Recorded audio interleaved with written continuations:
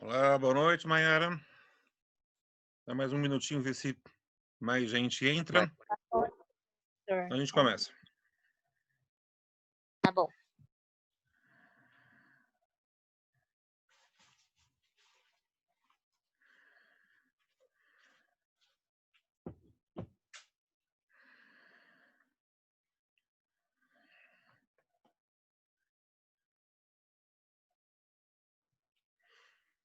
Bom, ok, já dei meio minutinho. Vamos começar então.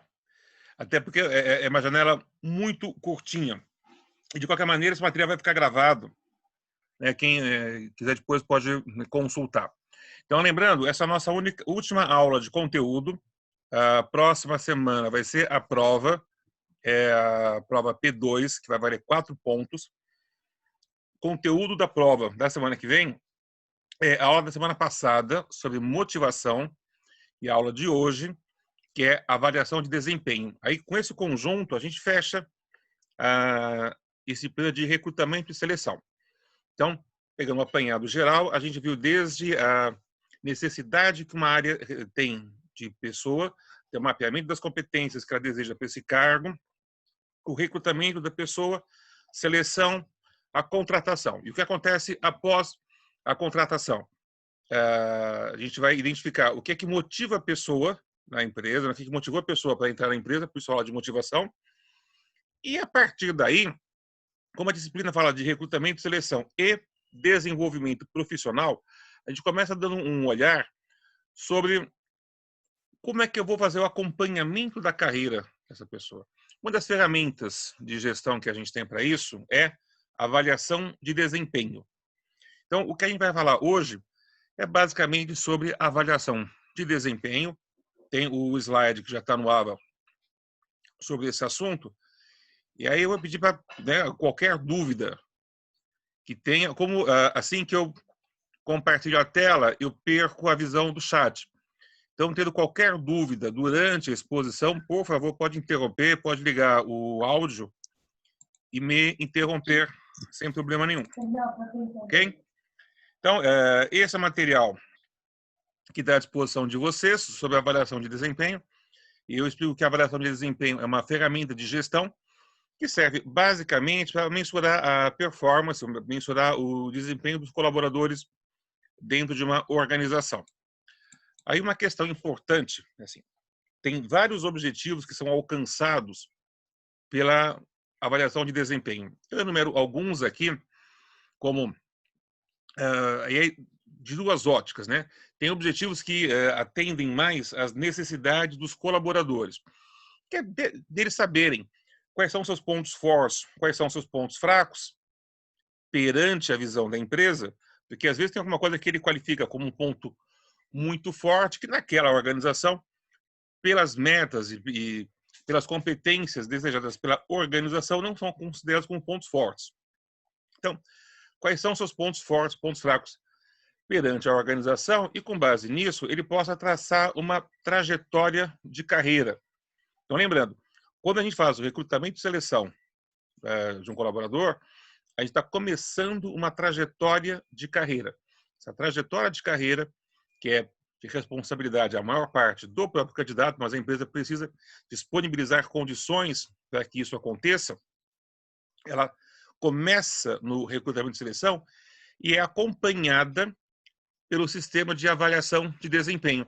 Então, eu trabalho numa empresa, eu tenho que saber como o meu desempenho está sendo avaliado, para poder melhorar, para ver o que eu preciso corrigir. Por outro lado, a organização, através da avaliação de desempenho, ela consegue filtrar as pessoas, consegue identificar quais são os talentos dentro da empresa que ela pode preparar para ascender a outros cargos, ela consegue identificar dificuldades, que podem ser dificuldades com relação ao desenvolvimento das pessoas, então ela pode investir mais em treinamento em algumas áreas específicas, ela pode perceber que tem dificuldades relacionadas às atitudes das pessoas, então isso é algo que tem que ser respondido e acertado pela área de recrutamento e seleção. Então, nos próximos recrutamentos da empresa e seleção, algumas coisas podem ser corrigidas e quem dá esse feedback é o sistema de avaliação de desempenho. Eu percebo que existem na empresa as pessoas que não estão devidamente alinhadas com os valores da empresa, não estão devidamente comprometidas com a empresa. Então, eu preciso avisar e comunicar para o setor de recrutamento e seleção que eles estão falhando nesse sentido. E permite que a gente olhe de uma maneira geral aquele grande objetivo da área de gestão de pessoas, que é atrair e manter talentos. Recrutamento e seleção. Atraiu, aí um bom sistema de avaliação de desempenho, ele tem que ter a capacidade de manter os talentos e, eventualmente, até desligar. Um sistema de avaliação de desempenho também pode ter como objetivo o desligamento de pessoas. Se eu percebo que alguém, de maneira sucessiva, de maneira contumaz, não apresenta o desempenho desejado pela empresa, está aquém do desempenho da empresa, eu posso pensar em necessidade de desligamento, desligo essa pessoa. Então, eu vou saber quem é que tem que ascender na empresa e quem pode ser desligado da empresa através de critérios objetivos, de critérios mais administrativos, e não só na relação de simpatia, né? Gosto desse, não gosto daquele, então promovo esse que eu gosto, demito aquele que eu não gosto. Como é que a gente faz a avaliação? Então, em primeiro lugar, nós falamos do objetivo, eu tenho que definir e deixar claro para os colaboradores quais são os objetivos da avaliação de desempenho. A avaliação, ela como ferramenta de gestão, tem que sempre presumir um acordo entre a organização e os colaboradores. Tem que falar todos a mesma língua. Se a organização tem como objetivo a ascensão, a promoção, tem que ficar claro para os colaboradores. Se existe o risco de demissão, isso também tem que ficar claro. Não para causar pânico, mas que seja transparência, né? Tem que haver transparência. As métricas também, os parâmetros também têm que ficar claros. Como o colaborador vai ser mensurado? Então, quais são os critérios que vão ser observados? Se eu sou avaliado por alguma coisa, eu tenho que saber por qual critério que estão me avaliando, até porque isso vai me possibilitar melhorar o desempenho, considerando que se a organização está mensurando o meu desempenho por esse critério é importante. Então, legal saber que isso é importante para a empresa, eu tenho que melhorar isso daqui. Então, definidos os objetivos e compartilhados com a empresa, a gente vai definir quais são os métodos de avaliação de desempenho, quais são as ferramentas que eu vou utilizar. A gente passa nessa aula aqui 7 métodos, que são entre os métodos mais comuns. Lembrando que esses métodos eles não são excludentes. Muito pelo contrário. Tem algumas coisas aqui que se confundem, até porque entre esses métodos tem alguns que são meramente ferramentas mesmo, né, ferramentais, e tem alguns que tangem a questão conceitual. Então, eu vou aplicar um conceito e para esse conceito eu vou utilizar a ferramenta. Por isso, eu não vou usar ou o 1, ou o 2, ou o 4. Eu posso usar o 1, o 2, o 4, o 7, eu posso usar todos eles. Isso não há excludência em relação aos métodos. Ok? Então, vamos lá. Quais são os métodos? São esses 7 que a gente vai trabalhar. Autoavaliação, avaliação de desempenho da equipe, escala gráfica, 360 graus, escolha forçada, avaliação por competências e metas e resultados. Às vezes, vocês vão perceber que você nunca ouviu falar de um determinado nome, mas que você conhece o método, porque muitas vezes o mesmo conteúdo pode ser trabalhado em empresas com outros nomes, com outros títulos. Às vezes, algumas consultorias rebatizam alguns desses métodos, até para falar que foram eles que desenvolveram. Mas, em termos mais genéricos, em termos de conteúdo mesmo, esses são os principais métodos. Primeiro, a autoavaliação, ele é bem simples. É como o próprio nome diz. A gente teria assim, na verdade, antes disso, a gente teria um método zero, que nem está aqui no slide, mas que é o mais tradicional de todos, que seria o método zero. É o da avaliação unicamente pela chefia. E por que a gente não coloca isso aqui? Porque ele está em desuso, né? Ele tende para o desuso.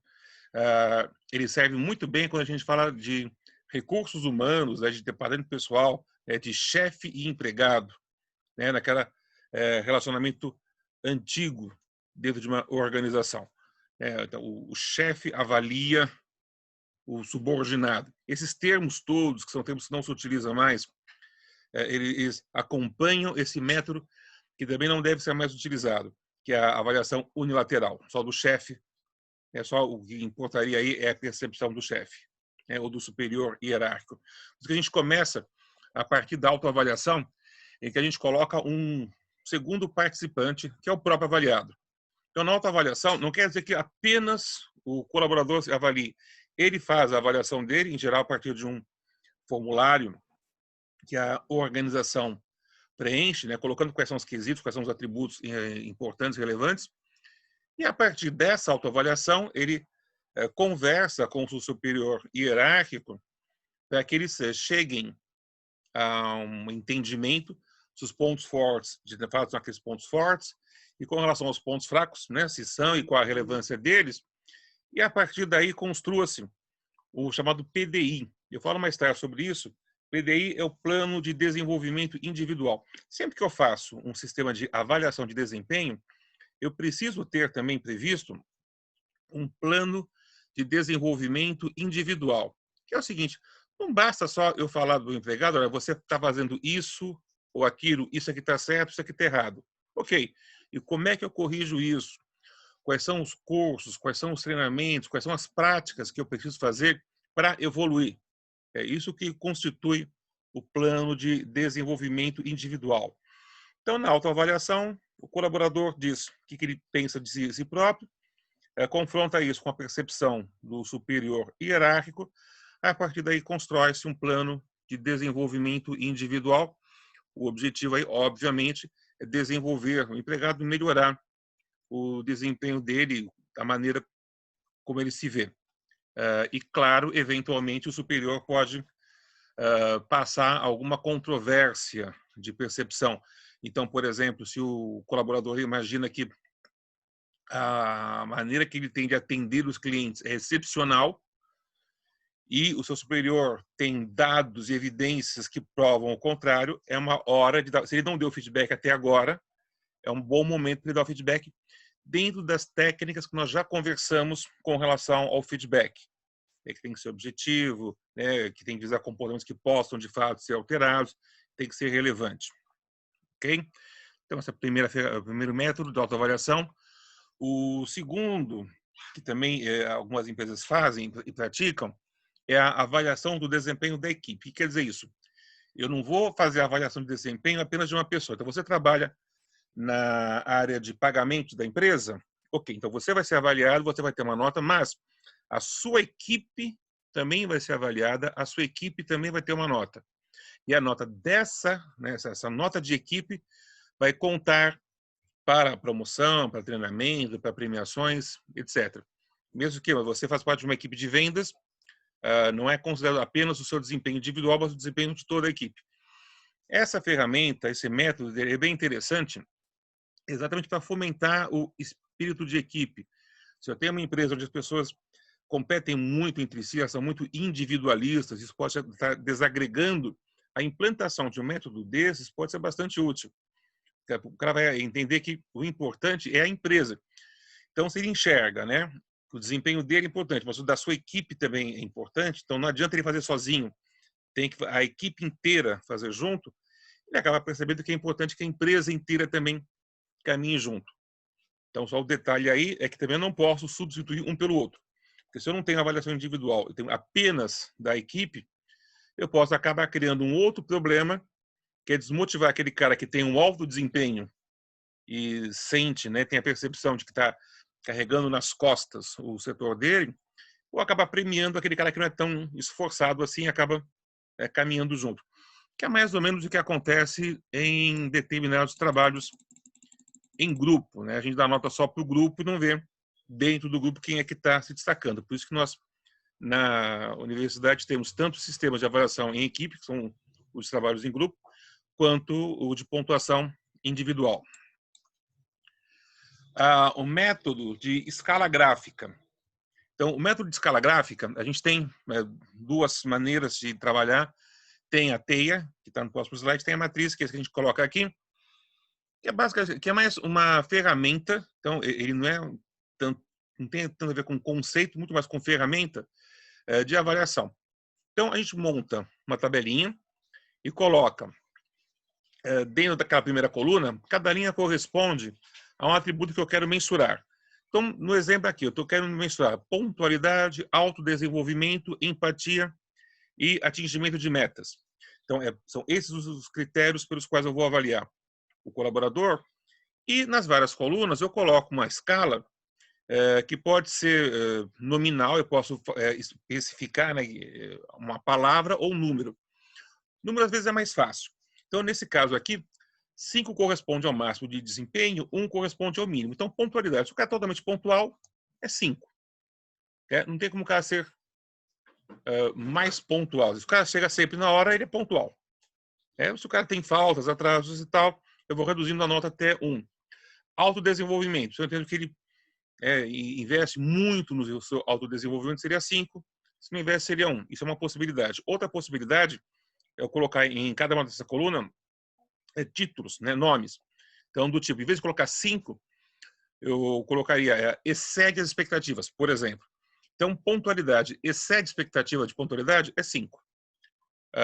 Autodesenvolvimento, se excede, é 5. Empatia, excede, é 5.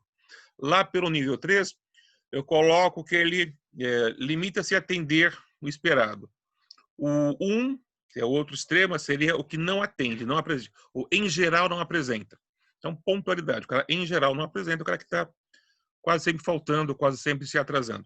Então, você pode escolher, nessa escala você vai colocar número, ou nessa escala você vai colocar uma palavra que especifica qual é o nível que o colaborador dá dentro desse atributo. Isso aqui é bem simples, é bem utilizado. O outro formato, que é esse que eu coloquei para vocês, é o formato de teia. Então, como é que a gente monta uma teia? Você traça um círculo, cada raio vai de 0 a 100, você coloca os atributos, aqui nesse exemplo são competências, e cada atributo você atribui uma pontuação. E aí você vai ligar os pontos e percebe que tem alguns pontos em que ele está maior, então o colaborador apresenta melhor desenvolvidos esse atributo, que são os pontos fortes, e quando ele mais chega perto do centro, mais chega perto do 0, são exatamente os pontos fracos do colaborador, é aquilo que ele precisa desenvolver. O bacana disso, como o próprio nome diz, é que ele é gráfico. Então, você bate o olho, eu não tenho que ficar lendo um texto para identificar como é que o cara está. Eu bato o olho nesse quadro e já vejo qual é o ponto forte, qual é o ponto a desenvolver, e fica fácil também para a pessoa, para o colaborador, saber em que ele tem que desenvolver. Então, a escala gráfica tem essa vantagem. Não, isso pode ser utilizado com qualquer outro método. Eu posso fazer isso dentro da autoavaliação, posso fazer isso até pela avaliação só pela chefia, posso fazer isso pela avaliação da equipe também. 360 graus, ela tem sido bastante utilizada, e aí ela quebra bastante a questão da parcialidade, ou da subjetividade, ou da proteção. Então, ele prevê o seguinte, que a pessoa vai ser avaliada pelo maior número de níveis possíveis. Então, o que é mais comum a gente encontrar na empresa?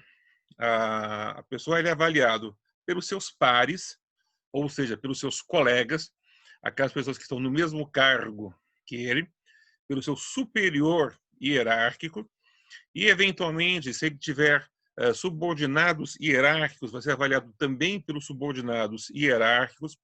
A gente pode fazer a avaliação na diagonal, ou seja, por outros setores com qual ele tenha contato, né, para que também igual aí. Então, por exemplo, eu posso pegar o cara do RH, ele vai ser avaliado pelo gerente de RH, né, se ele for um supervisor, vai ser avaliado pelo gerente, então, que está acima dele, vai ser avaliado pelo assistente, que pode estar abaixo dele na escala hierárquica, e pode ser avaliado também pelo pessoal de marketing, que vai avaliar como que esse cara está atendendo as demandas de outro setor.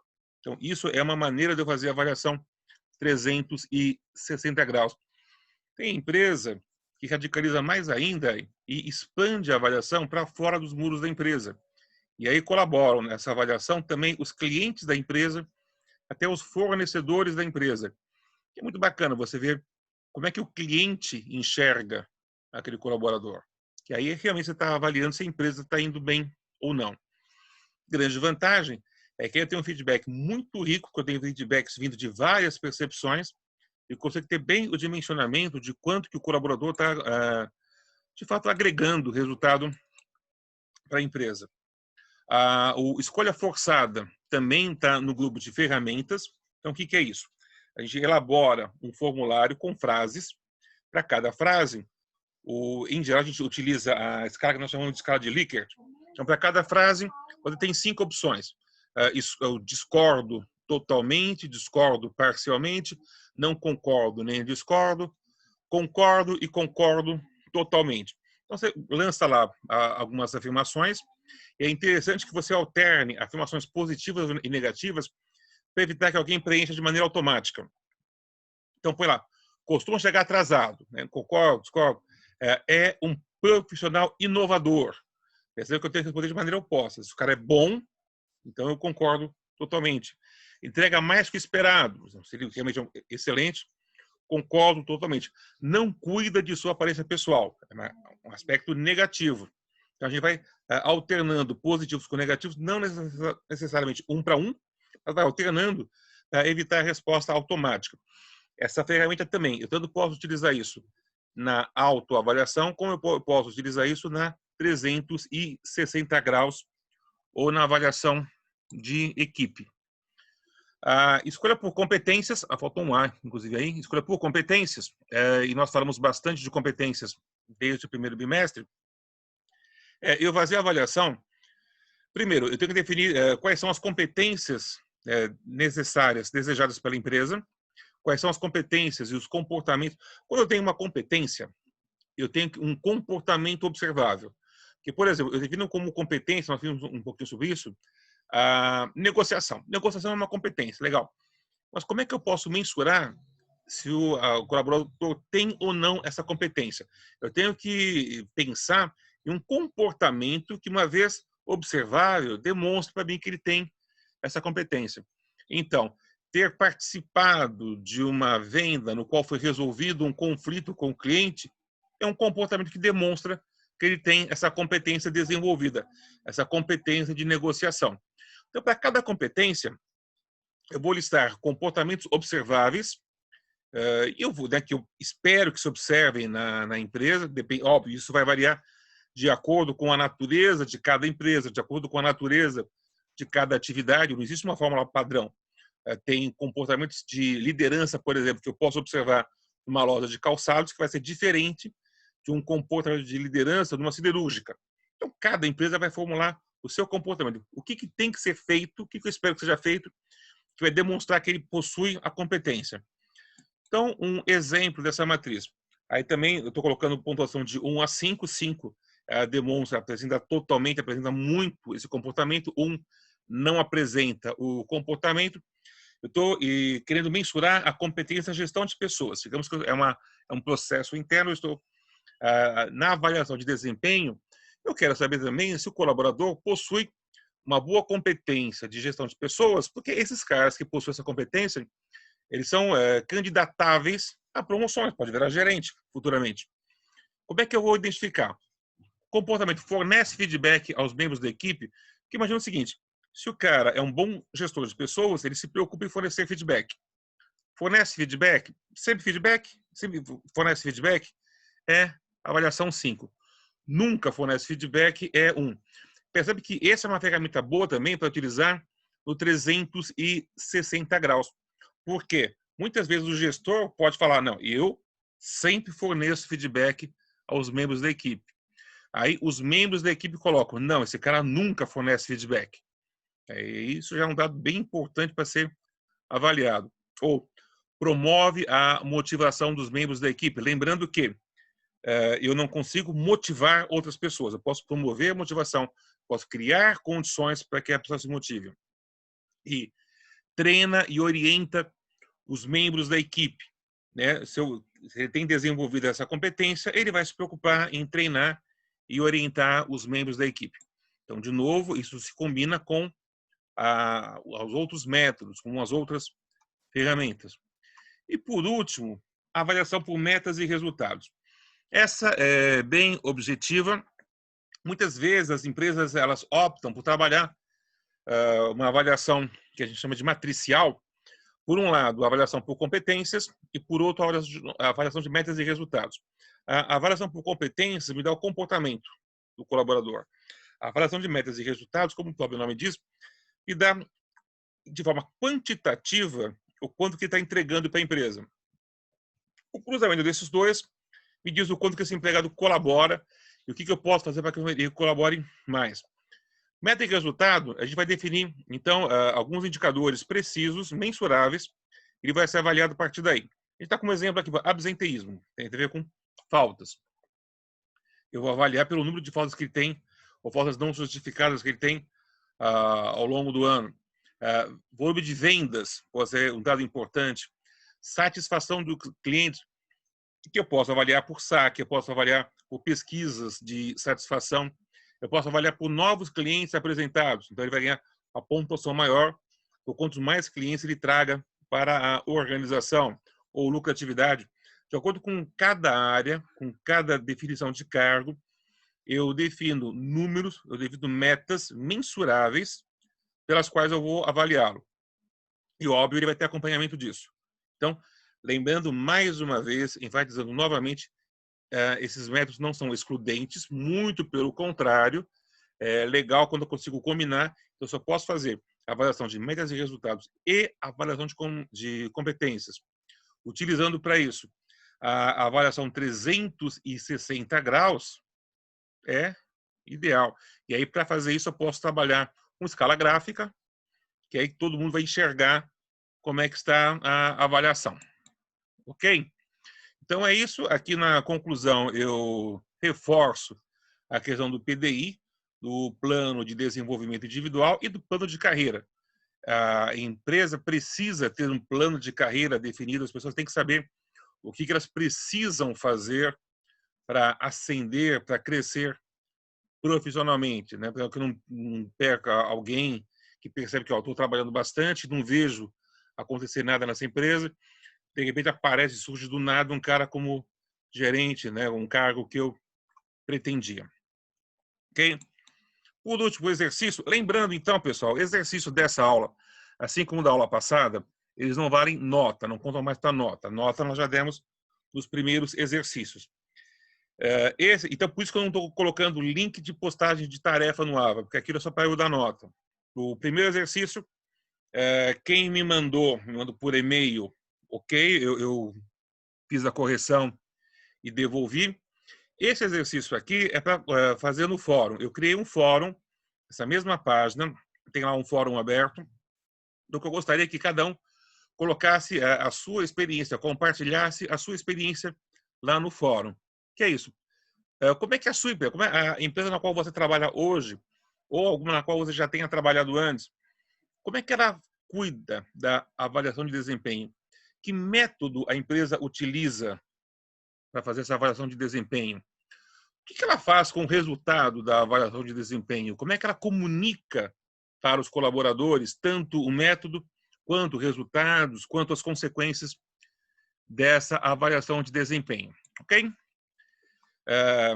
É isso, então. Com isso, está acabando o nosso tempo e acabou o nosso conteúdo. A gente teve uma visão de todo o processo de recrutamento e seleção, até esses dois últimos pontos, que era a motivação e a avaliação de desempenho. Semana que vem é prova, mais ou menos pelo mesmo horário, né? Eu vou liberar a prova para ser feita a partir das 20 horas.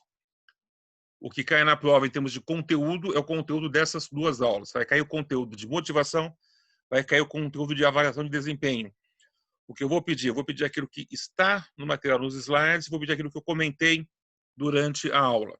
Então, é óbvio, quem não assistiu, nem a aula passada, nem essa aula, e nem viu o vídeo, talvez, eventualmente, tenha um pouquinho mais de dificuldade. Está encerrado o nosso tempo. Dúvidas? Perguntas? Não? Eu não entendo, pessoal. Eu vou pedir só que vocês liguem as câmeras para dar tchau, para que um possa ver o rosto do outro, ou que uma possa ver o rosto da outra. e nos despedimos.